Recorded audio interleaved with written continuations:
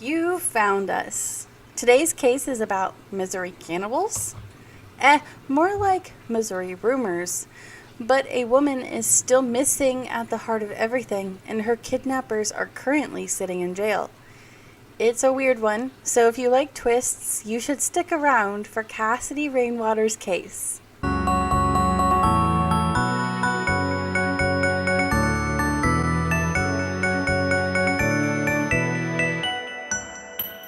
Before we start, I'd like to cover our disclaimers. Please be sensitive in the comments. Mainly in this case, the family has already been through the ringer with all of these rumors. Do not send hate to anyone. My coverage is for education and based on publicly available info. Everyone is innocent until proven guilty, and I do not accuse anyone of anything. You told me content warnings are essential. So if you are searching this case, you will find pictures of the victim smiling, pictures of the property, pictures of the perpetrators, but you shouldn't see anything too grim. Lastly, here are the themes for today's episodes: sexual violence, kidnapping, graphic descriptions, descriptions of cannibalism, and torture. Please put your mental health first, so if this sounds like something you can't handle, go ahead and click off because I'll see you in a different case. It's not a big deal. I'll see you later. Bye-bye. If you want to deep dive further than this podcast, please check out my blog post on this case. I also post to various crime sites. I'm sure you can find me. I am WeathersRabbits everywhere. Or you can just follow the link tree above or below this video. This case takes place in a sort of nowhere land in Missouri, so don't be confused, especially if you look this up and you see different town names being used. The property the crime allegedly takes place on doesn't necessarily have its own town, and everyone just kind of uses the nearby towns to kind of place it. The county is used the most often, so you'll hear Dallas County the most often when it comes to news. The towns nearby are Lebanon, Wendyville, Bennett Park, and Buffalo.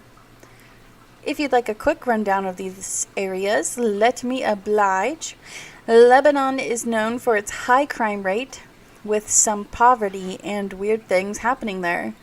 Believe it or not, there's a case somewhat similar, at least somewhat similar in the vibes, relating to this case. And that's kind of scary considering how small Lebanon is. They are also well known for their town gossip. Lebanon is also 20 minutes from the crime scene. Then there's Wendyville, which is an unincorporated town, basically a small community in an area well known for its high amounts of ghosts. It's so tiny. The population is 51, and it's about 10 minutes from the crime scene. Then there's the Bennett Park Springs. It's a conservation area with the Nyangua River flowing through it. 130 people live in that area, and it's only 3 to 5 minutes from the crime scene. There's also a river access on the crime scene road that has a boat ramp as well. There's victim family lands that are in the area. I don't know for sure where exactly they're at and who owns what, but I do know the victim kind of grew up in the surrounding area. Cassidy Rainwater is our victim, and she went to high school in Harrisonville. That's about 2 hours from the crime scene. I really wish I could tell you a lot about Rainwater, but I can't. There's just not that much information about her out there, which is somewhat strange. But let me tell you what I do know. Cassidy might have been born May 9th, 1988, and I got this info from the Missouri Highway Patrol missing listings. But They have disclaimers on their site that their information might not be that accurate. Rainwater is for sure 33 years old, so at least the 1988 part might be correct. It's implied she travels around a bit, since the investigators said she had ties to Dallas, Laclede, and the Greene counties. I also found her probable Facebook, and she's listed Colorado as one of her homes. One neighbor described her as friendly. And we know she has multiple children, but some are living in different situations. One son with Father B, he just didn't want his name out there, is about 16 years old, and he was adopted out. Father B wasn't married to Cassidy, but they are friendly and they talk a few times a year. He knew Cassidy was going through a hard time this year, and he did try to help her, but it seems like she declined him. And that's it. That's all I've got to know about Cassidy. This is really saddening because I think she deserves a good reputation with all this attention on her case and very little attention on her. Well, I suppose there's one last thing you should know about Cassidy Rainwater, and that is she's missing now, but also her mother went missing. And then 1 year later, her mother's remains were found scattered in a field. A farmer had found her. Apparently, there was no trauma on the bones. Tracy Wasuk had a boyfriend who is now deceased, but the townspeople thought he was suspicious. This case has no arrests or cause of death. The issue is still opened, and the Laclede coroner says he doesn't think the two cases are related. Sadly, Tracy's case has been politicized. There's really not a lot of information about what that means. So I guess we'll just move on and talk about what happened to Cassidy Rainwater. I like timelines, so let's go ahead and jump to July 24th, 2021. It's a doozy. We're starting off on a big leap, so I really hope you're ready. Today, Timothy Norton says James Phelps calls him and asks him to come over to his house, which Norton lives at, by the way, because it's his listed address. Anyway, Norton comes home and does what Phelps asks the favor for, restraining Cassidy Rainwater so Phelps can lock her in a cage. Then, on July 25th, a family member notices that Rainwater has disappeared, but it's not reported yet.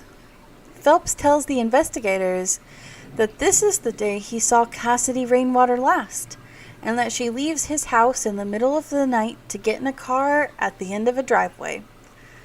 August 26th, Rainwater is officially reported missing by an anonymous family member to Dallas County Sheriff's Office in Buffalo, Missouri.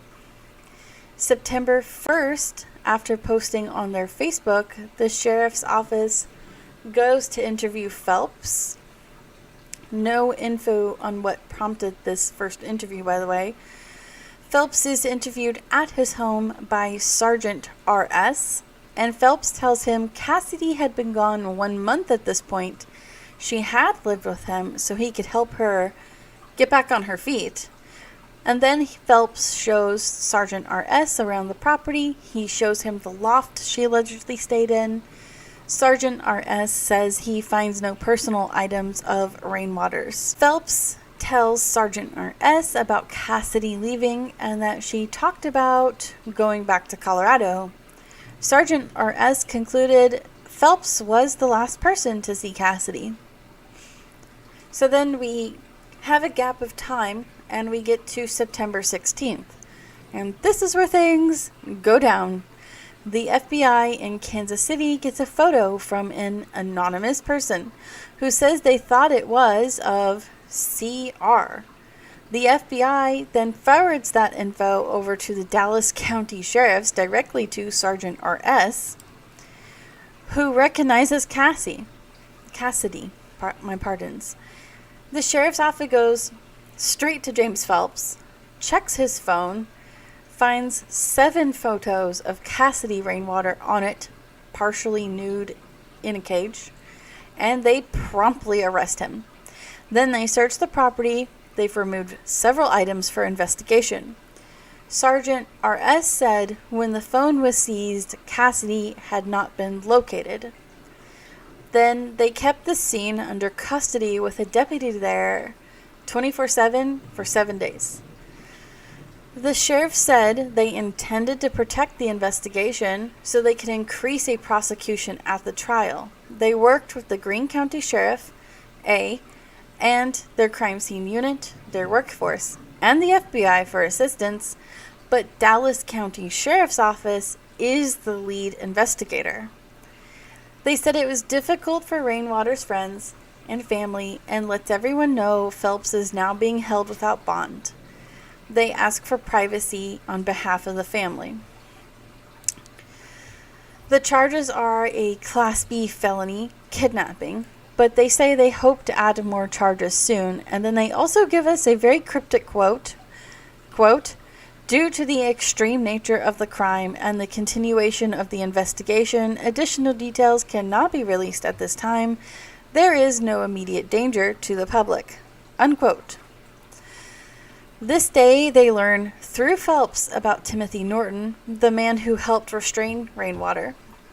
Norton has 2 interviews with the police, one on September 19th.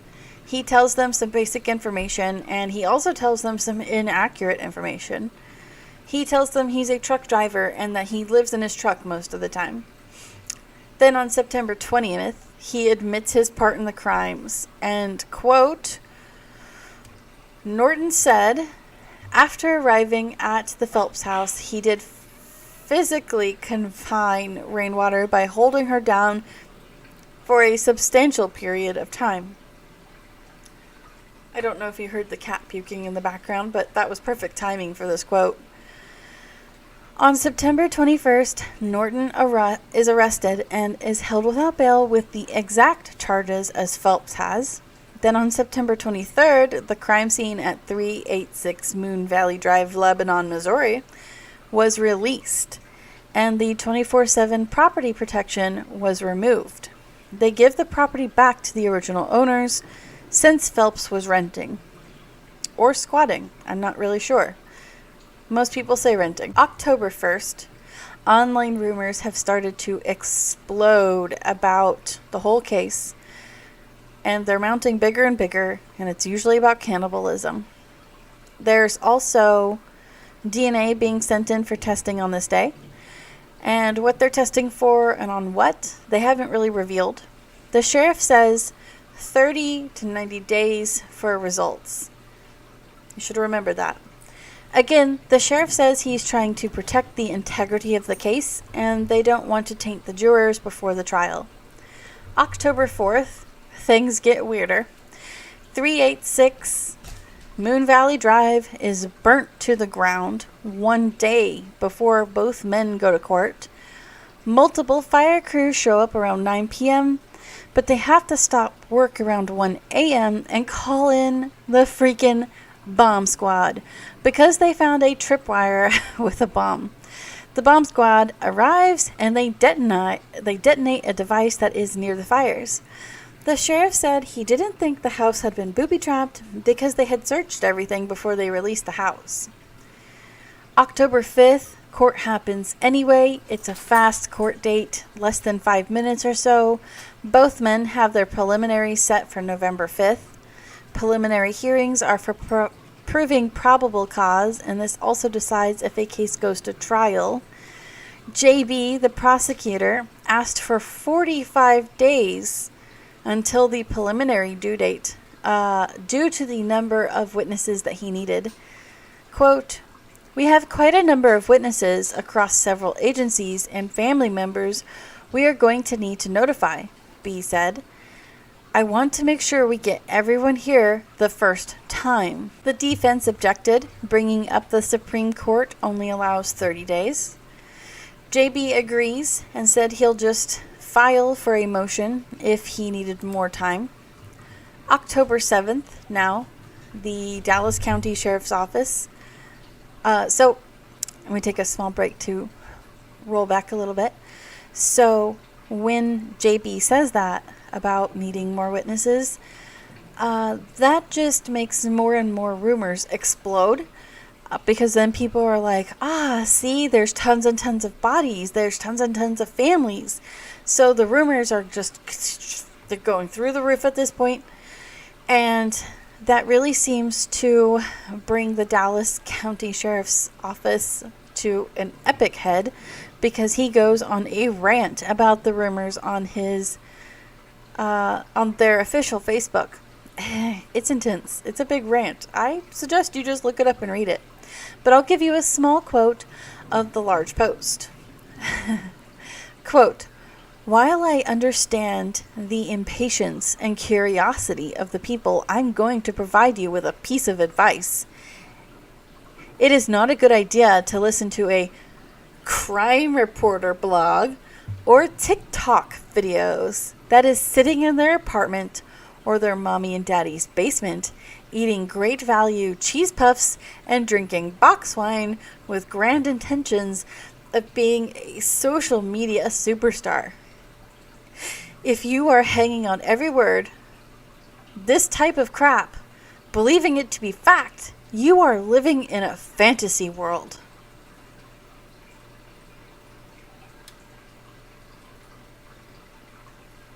Unquote. That's just a small tidbit, guys. He's got an epic rant. But can you blame him, though? Anyways, October 9th through the 10th, nothing much is happening. No information is really being released, except for people are doing the dark tourism thing where they're driving to the property of the crime and looking at it. I even heard people were going out there on like Halloween.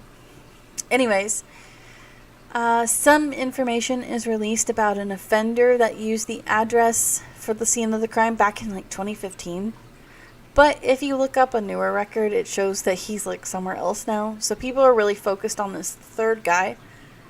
But he used that address, yes, but he's not there now. So, October 14th, the state fire marshal rules the crime for the fire a criminal act of a second-degree arson, and that there was actually 2 bombs there. So at first people didn't know there was 2 bombs, they just heard there was one. And the bomb was a mortar tube with balloons and a tripwire with a coil.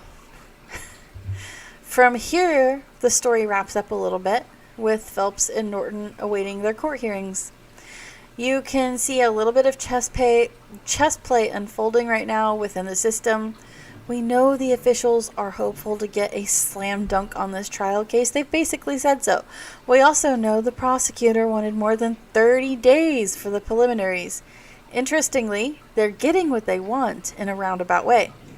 Phelps asked for a new judge, and it's granted. The new judge immediately cancels the preliminary on November 5th. And then Norton asked for a bond release, and they give him a court date for that and then push his preliminary back. So they're getting what they want. Lastly, the prosecutor requested a continuance, and it was granted.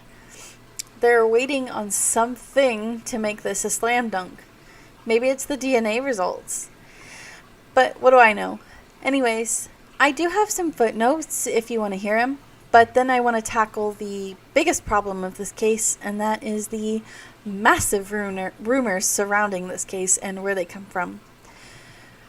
So, 386 Moon Valley Road, Lebanon, Missouri, is a cabin that's built by hand. It sits on 3 acres of heavily wooded land. It has 3 structures on the property: dog houses, old vans. There's 3 old vans, freezers, debris, stock cage holders, which people are pointing to and being like, that's the cage. But I don't know. I don't think it is, but because I've seen those all the time. That's what the farmers put their big stock, like their water, in that, and then they take it on their trucks. And then there's like a heavy chain people saw, which I've seen that too. I think people put their deers on it so they can process their deer or pigs, or just farm work. I don't know, just normal farm work stuff. I've seen that all over. But yeah, it causes a lot of rumors, or people use that to like back their rumor. Anyways, there's been debate about who owns this property exactly.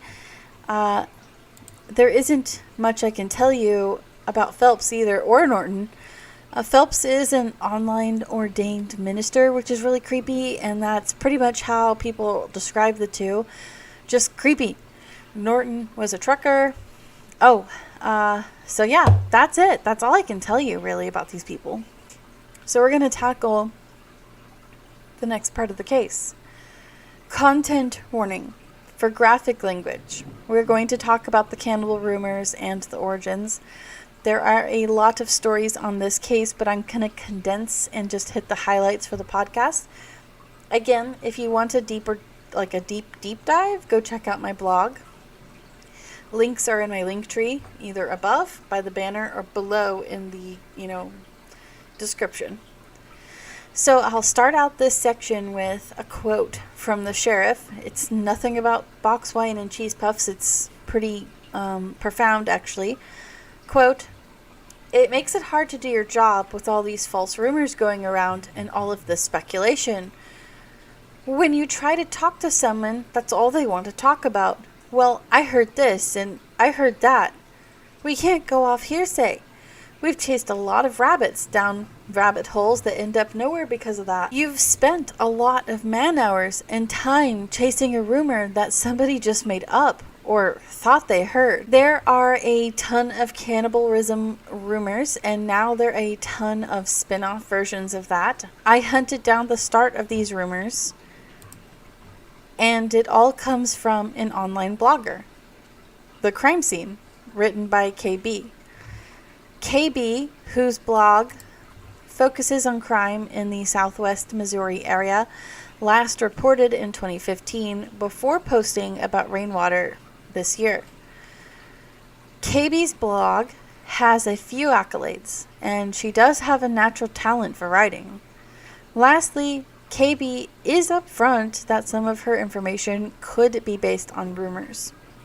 I saw hate being sent KB's way, so I hope my people do the opposite and just treat her with kindness, even if you do disagree with something she says. Speaking of stories, before we go a little further, perhaps you should know my background just a little bit so that you can understand me and maybe not send hate at me. Because I'm sure there's going to be people who think the opposite way I do, and they want to indulge the rumors, which I'm not telling you what to do, but maybe you should know. I usually treat rumors like this pretty angrily or flippant, because when I have suffered a few incidences in my life, the rumor mills hit me and my loved ones pretty damn hard. I mean, mere moments after tragedies happening, and I'm getting texts and phone calls and visits from locals and friends wanting their rumors confirmed or just wanting to see something. I even had the police calling me and being like, "Hey, did such and such just happen?" And I was kind of like, "You're the ones investigating. Weren't you just here? It's a one-horse town. You should know." But anyways, before I get off on too much of a rant on that one, that's why I don't like rumors.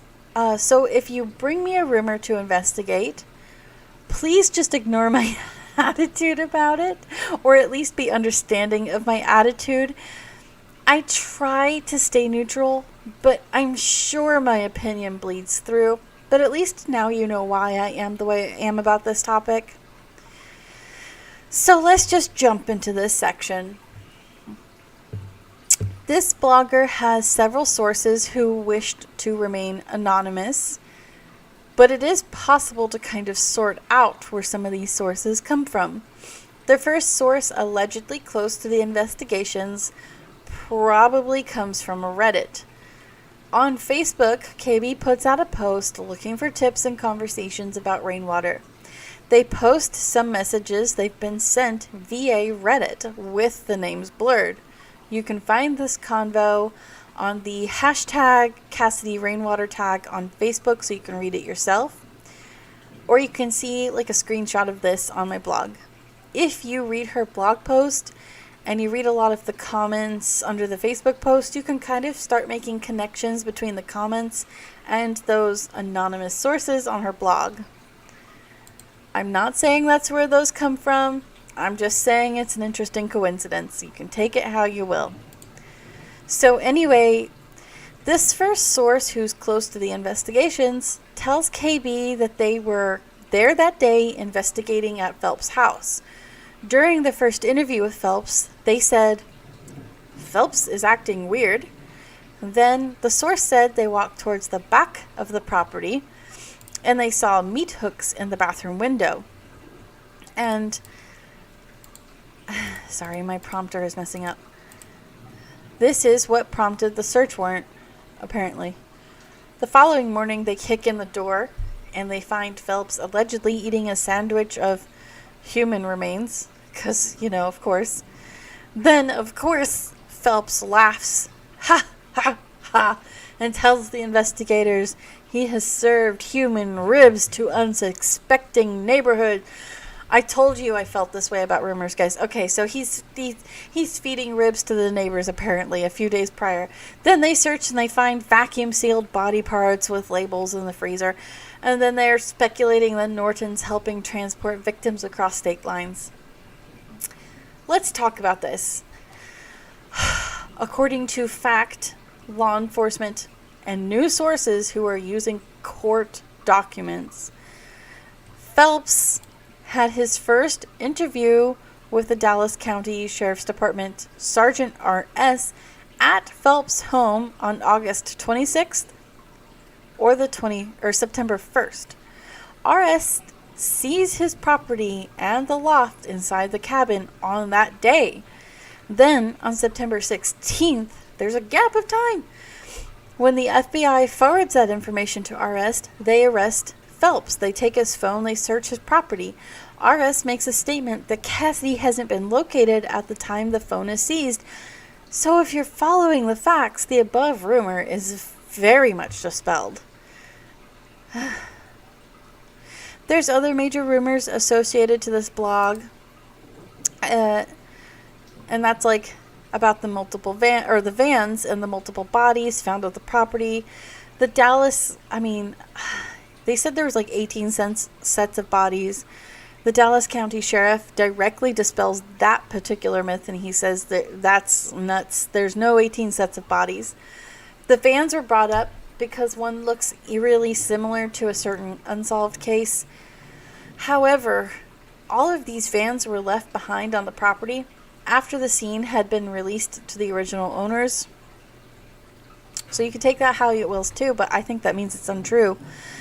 So you have to be careful with these kind of rumors because you can't get the hopes up in people who are hoping to solve their loved ones' cases that have been around a while. There's a lot more information, but maybe this should just be left alone for now, these rumors, Anyway, after the blog, the rumors, they take off, and TikTok has a really big part in spreading these rumors because people were taking tiny bits of the blog and then starting to post it as fact on Facebook, really scared.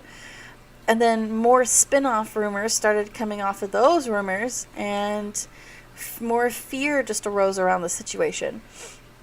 So I'm not going to go into each and every story, but I think I'll just go ahead and skip those. If, like I said, if you want to deep dive and you want to look at that and you want to try to dispel every rumor you're finding, that's fine.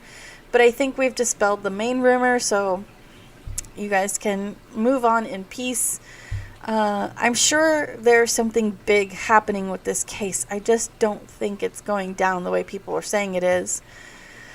But let's just skip straight to theories. I'm going to cover these ones quickly too. And then I'm going to talk about a possible connected event to a YouTuber that caught something on film.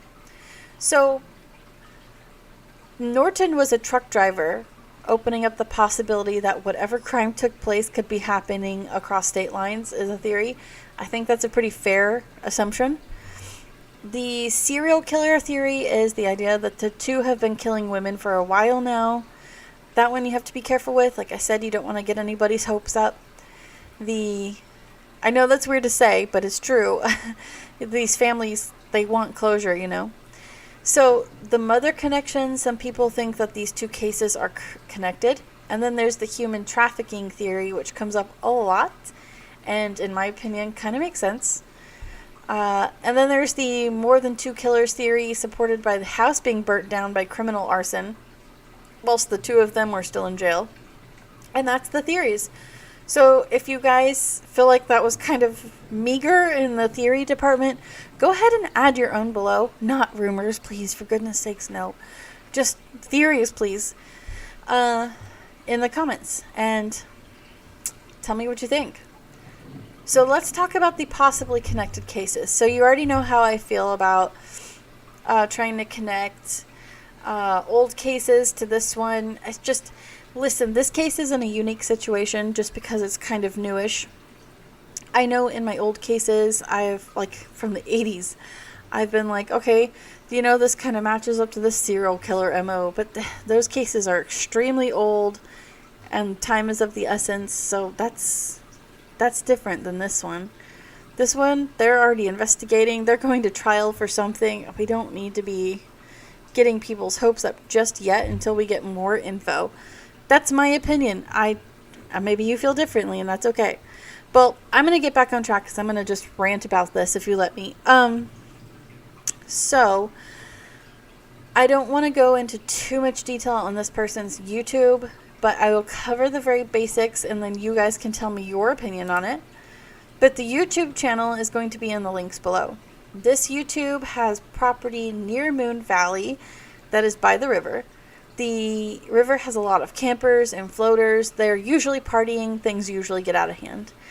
So on July 14th of 2021, the YouTuber encounters a partially clothed woman in the river. And she's screaming her head off, and you can see her on camera far away. She's just screaming, "Help, help," over and over. He attempts to talk to her without putting himself into harm's way, but as she's talking, or she's screaming, she kind of moves out of view, and then she's just screaming, "Help, help," out of view. And then she finally says, "My husband hit me and I'm hurt." And then she continues to scream for help, but she doesn't come out into the open. So the YouTuber climbs to the top of the hill to get cell phone reception so that he can call for help. And he notices a few vehicles on his property, and his property's kind of hidden. And then these vehicles like take off, and it's kind of weird. And then the woman vanishes. And then a riverman appears, and they have a very lengthy conversation about this woman. The riverman's like, "Oh, I saw her get into a vehicle with some guy." And when they try to get the riverman's last name, he's like, "No." And he gets defensive. So that was kind of just a weird encounter. The date is weird. The river is weird. The woman is weird. The whole situation is weird. So I thought it was worth mentioning, even if we don't have concrete, evidence that these two events are connected in any way. You can't really see what the woman looks like, so that kind of isn't very helpful. But yeah, I'll let you guys decide on what you think about that YouTube encounter. I will give you a warning. Some people do think that he was a little exploitive in the quest for the views.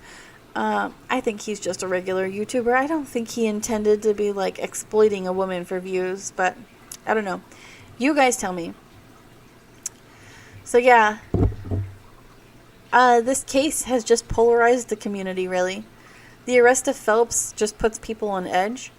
And some people are coming to defend the guy, saying, "Hey, proven until innocent," and others are coming to like condemn him and then add more things on top. Authorities don't really help because they're staying really tight-lipped. I know they're doing it for a very particular reason. They want to do this slam dunk trial, but no authorities are giving away any statements at all, so we're just left to speculate. We conclude with Phelps and Norton sitting in jail awaiting their hearings. Cassidy Rainwater is still classified as a missing person. So if you do have any information to help this case, please contact the Dallas County Sheriff's Office. It also really couldn't hurt to share Cassidy's story.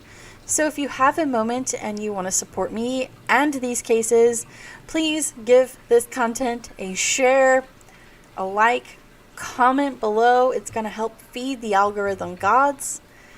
Thank you guys. I'm also praying for the intercession of Santa Morte on behalf of Cassidy Rainwater. This is Mary. I am going to get lost now. Bye bye bye bye bye. I'll see you next time. If you miss me, check out my true crime playlist or find me on my other socials. I'm at WeathersRabbits everywhere. Links are above and below. Also, if there's a case that you really just need me to cover, let me know in the comments below, because this is a user recommended case, so I will probably follow up if it's interesting enough. Alright guys, I love you. Bye bye bye bye bye.